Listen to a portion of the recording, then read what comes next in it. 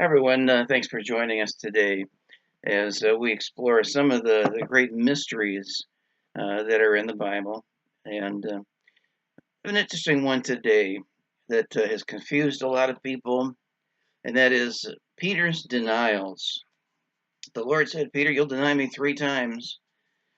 And a lot of people have struggled with that. I've heard some suggest, when you look what the Bible says in the four Gospels, there must have been six denials. I had a friend who said that she almost lost her salvation trying to figure this out. So let's think about this mystery today. Begin while they were on the way to the Mount of Olives. Mark chapter 14:26 is when they had sung in hymn, they went out into the Mount of Olives, and Jesus saith unto them, all ye shall be offended because of me this night, for it is written, I will smite the shepherd, and the sheep will be scattered. But after that I am risen, I will go before you into Galilee. But Peter said unto him, although all shall be offended, yet will not I. And Jesus saith unto him, verily I say unto thee, that this day, even in this night, before the cock crow twice, thou shalt deny me thrice. So let's take a look at these. Um, I've heard them referred to as contradictions in the Bible when you look at the different accounts of Peter's denials, and there's a lot of confusion, but there's no contradiction here at all. It's just that we have four different accounts that look at the same events from different angles. If you like sports, like I do, you've probably seen a football game where um, there's a replay and the camera shows yes that football was in the end zone. Is that running back stretched out his arms and he got it in there. And another camera angle will say, no, wait a minute. It looks like his knee was actually on the ground before he got that ball in the end zone. Maybe another camera angle would show, no, wait a minute. There's an inch of daylight between that knee and the ground. Well, they're not looking at three different events. They're looking at the same event from three different angles. And actually, by combining those three ways of looking at it, you get a better picture of what actually happened. Well, that's true many times in the four Gospels, and it is with Peter's denial. So let's look at his first denial. Matthew 26:69 says, now Peter sat without in the palace, and a damsel came unto him, saying, thou wast with Jesus of Galilee. But he denied before them all, saying, I know not what thou sayest. Well, Mark chapter 14:66 takes up the same account. It says, and as Peter was beneath in the palace, there cometh one of the maids of the high priest, and when she saw Peter warming himself, she looked upon him and said, and thou also wast with Jesus of Nazareth. But he denied, saying, I know not, neither understand what thou sayest. And he went out into the porch, and the cock crew. And when they had kindled a fire in the midst of the hall, this is in Luke chapter 22:55, and were set down together, Peter sat down among them. And a certain maid beheld him as he sat by the fire, and earnestly looked upon him, and said, this man was also with him. And he denied, saying, woman, I know him not. And then in John chapter 19, verse 15, we have John's account. It says, Simon Peter followed Jesus, and so did another disciple. That disciple was known unto the high priest, and went in with Jesus into the palace of the high priest. But Peter stood at the door without, and then went out that other disciples, which was known to the high priest, and spake unto her that kept the door, and brought in Peter.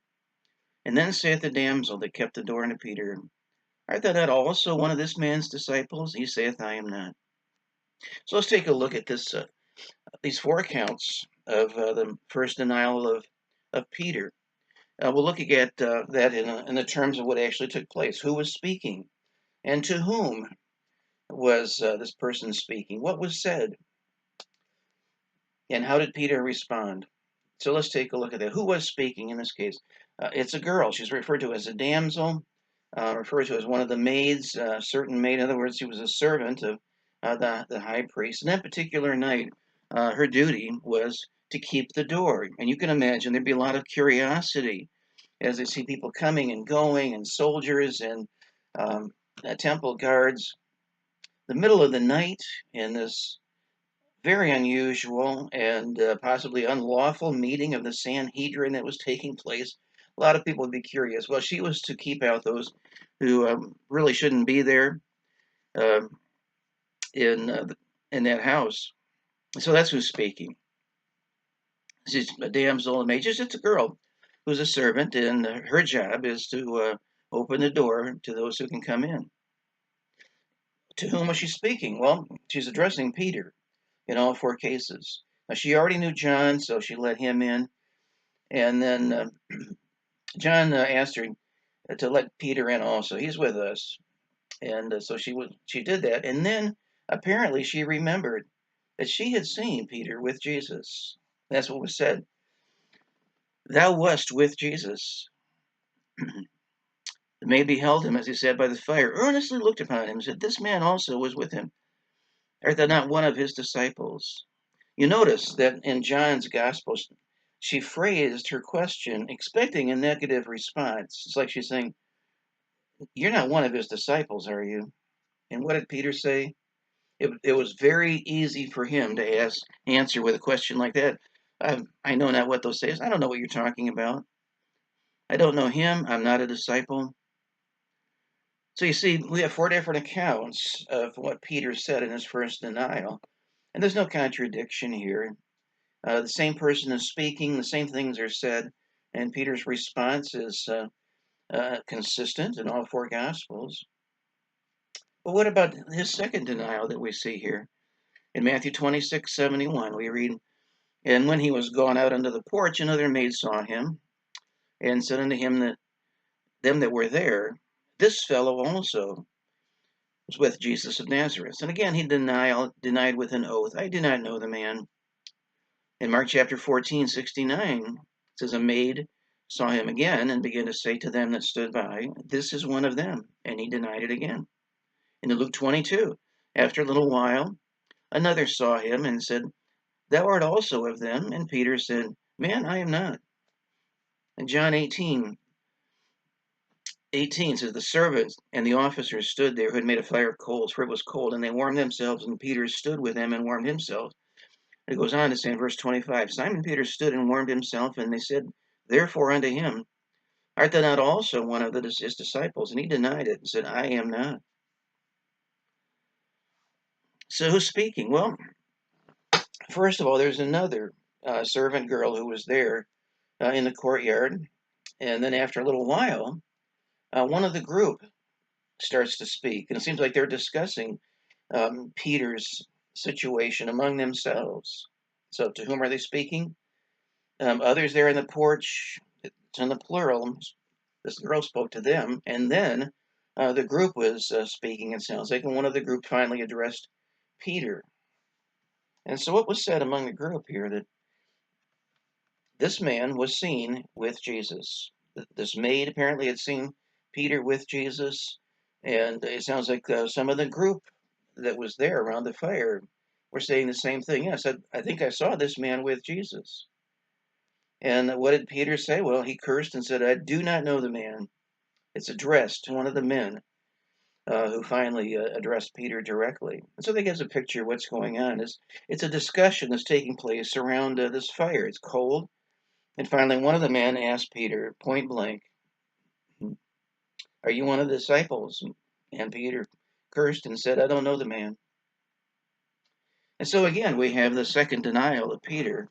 And they're four different accounts, but they don't contradict each other. They give a more complete story of what took place that night around the fire. And then there's the third.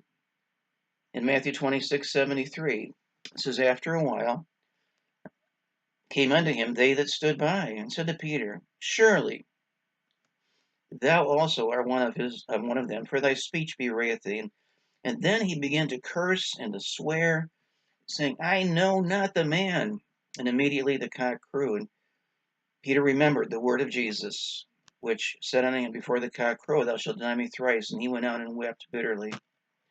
In Mark 14:69, now we read a little after, They that stood by said again to Peter, Surely thou art one of them, for thou art a Galilean, and thy speech agreeth thereto. But he began to curse and swear, saying, I know not this man of whom you speak. And the second time the cock crew, and Peter called to mind the word that Jesus said unto him, Before the cock crow twice, thou shalt deny me thrice. And when he thought thereon, he wept. Then in Luke We read about the space of 1 hour. Another confidently affirmed, saying, "Of a truth, this fellow also was with him, for he is a Galilean." And Peter said, "Man, I know not what thou sayest." And immediately, while he yet spoke, the cock crew. And the Lord turned and looked upon Peter, and Peter remembered the word of the Lord, how he said unto him, "Before the cock crow, thou shalt deny me thrice." And Peter went out and wept bitterly. This is in Luke chapter 22, beginning in verse 59. And then we have John's account of what happened. John 18:26 says, "One of the servants of the high priest, being his kinsman, whose ear Peter cut off, saith, Did not I see thee in the garden with him?" And Peter denied again, and immediately the cock crew. So who is speaking? Well, there are several. They're referred to as they. They were standing on the porch. Before they were sitting by the fire, and now they're standing around, and they're still talking about Peter. And Peter was directly addressed by someone who's part of the group. And there are two things that were pointed out. One was, "You're one of the disciples because you are a Galilean. You have a Galilean accent." And the second thing was, one of them spoke and said, "You were in the garden and you cut off the ear of my relative." So two of them are speaking here out of this group. They're standing around. And what did Peter say? He cursed and swore and said, "I don't know this man." You notice that Peter would never even use the name of Jesus.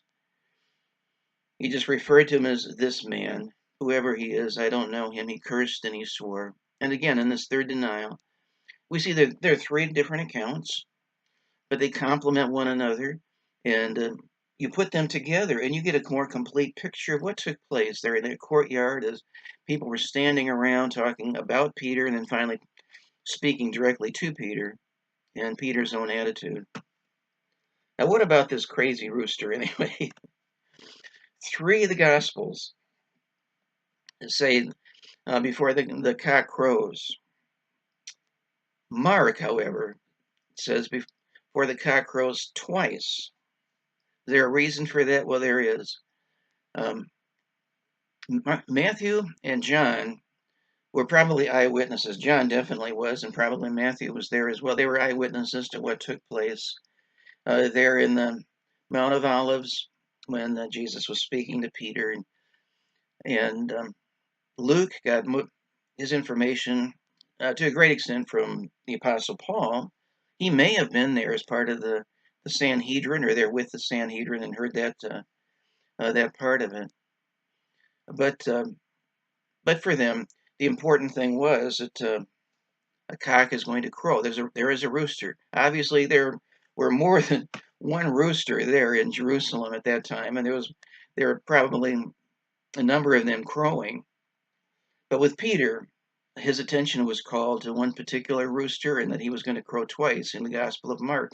I say that because Mark was not one of the apostles, but he got his information from Peter. That's why a lot of the things in the Gospel of Mark are personal to Peter that may not be to the other apostles.